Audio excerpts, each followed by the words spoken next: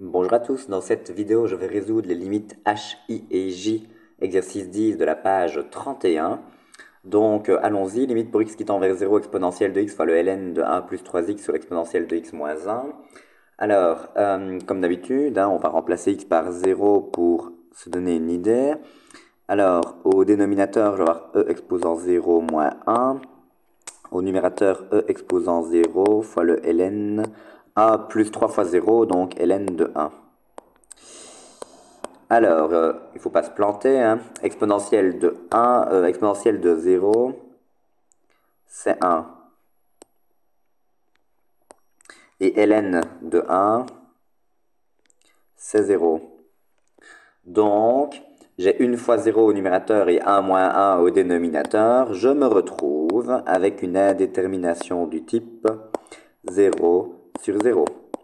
Il s'agit là d'une indétermination du type 0 sur 0. Je peux donc appliquer le théorème de L'Hopital afin de lever cette indétermination. Donc par le théorème de L'Hopital, il me suffit de dériver le numérateur, puis dériver le dénominateur, et puis recalculer la limite. Je dois dériver le numérateur, et je dois dériver le dénominateur. Ok, alors attention, au numérateur, j'ai un produit. Donc, il va falloir utiliser la formule de la dérivée d'un produit. Je vais peut-être la rappeler. Dérivée de f fois g, c'est f'g plus fg'. Donc, allons-y. Dérivée d'exponentielle, c'est exponentielle. Donc, j'ai exponentielle de x. Donc, ça, c'est le f' fois g, je recopie. Donc, fois ln de 1 plus 3x plus f fois g', donc plus l'exponentielle de x fois g', donc fois la dérivée du ln de 1 plus 3x. Alors attention, j'ai le ln d'une fonction, ln de f, quand on dérive le ln, donc ça fait 1 sur f, on l'évalue à l'intérieur, donc c'est 1 sur f fois f', ou autrement dit, si vous préférez, c'est f' sur f.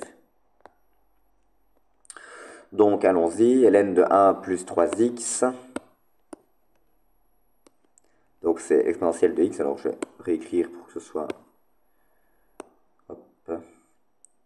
à la même hauteur que la barre de fraction. Donc plus exponentielle de x fois, alors 1 sur 1 plus 3x, et au-dessus c'est 1 plus 3x'. 1 plus 3x' sur, donc c'est f' sur f, hein. F étant ce qui se trouve à l'intérieur du logarithme népérien. Donc 1 plus 3x divisé par... Alors, la dérivée d'une différence, c'est la différence des dérivées. La dérivée exponentielle, c'est exponentielle. Et la dérivée de a, c'est une constante, donc ça fait 0. Ok. Alors, il y a encore une dérivée là au numérateur, donc on va s'en occuper. Égale limite pour x qui tend vers 0 de exponentielle de x fois le ln de 1 plus 3x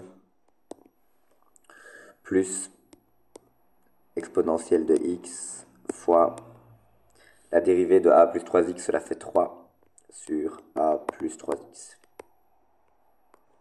Alors, on pourrait rendre évidemment le numérateur un peu plus joli, hein. On pourrait par exemple mettre tout au même dénominateur, mettre exponentielle de x en évidence, ce qui nous permettrait ensuite de simplifier avec l'exponentielle de x qui se trouve au dénominateur.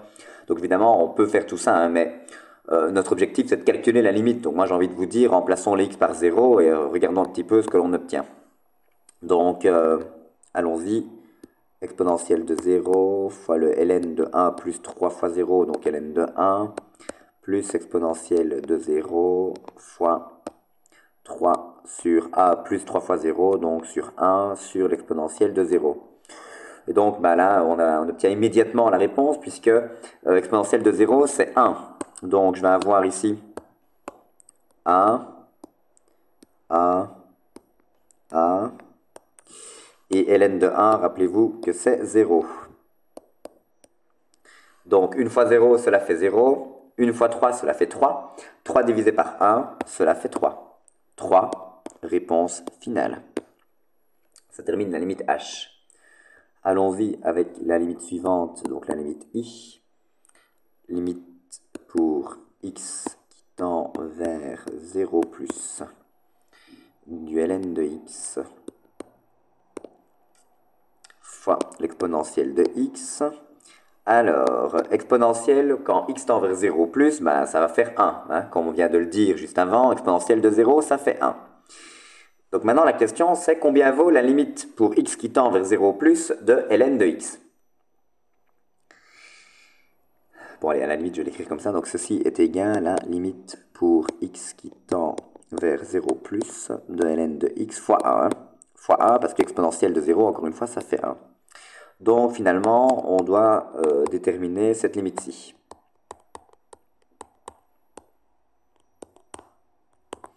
Alors, bah, ça, normalement, si vous connaissez votre théorie, il y a un corollaire qui dit que la fonction ln possède une asymptote verticale en x égale à 0 à droite. Donc, autrement dit, on sait que la limite pour x qui tend vers 0 plus de ln de x est un certain infini. Il ne reste plus qu'à savoir si c'est plus ou moins à l'infini. La théorie vous dit que c'est moins à l'infini.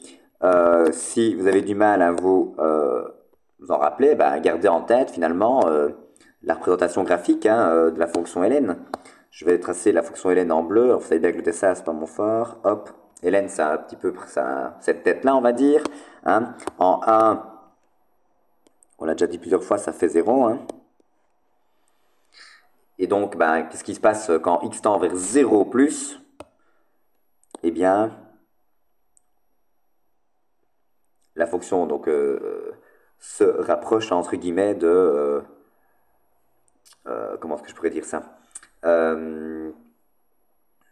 Les valeurs de la fonction sont aussi petites que l'on veut, à condition que x soit suffisamment proche de 0. Hein. Donc, on obtient une limite qui est égale à moins l'infini pour cette fonction ln. Ok. Ok, donc limite pour x qui tend vers 0 plus de ln de x, c'est moins l'infini. Ok, on a terminé la i. Allons-y pour j.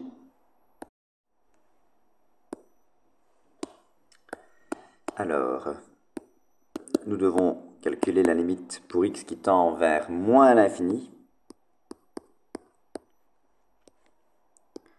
Exponentielle de x sur exponentielle de x cube moins 1.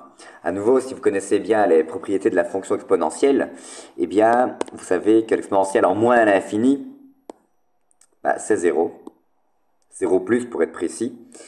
Exponentielle de x cube, pour x qui tend vers moins l'infini, bah, pareil, ça fait exponentielle de, entre guillemets, moins l'infini, donc de nouveau 0 à 0 plus si on veut être précis. Donc j'ai 0 moins 1 là en dessous. 0 divisé par moins 1, cela fait 0. Et donc on a terminé. À nouveau, hein, comme pour la fonction ln, si vous avez du mal à vous en rappeler, bah, faites un petit dessin. Hein, exponentielle, ça a cette tête-là. En 0, ça fait 1.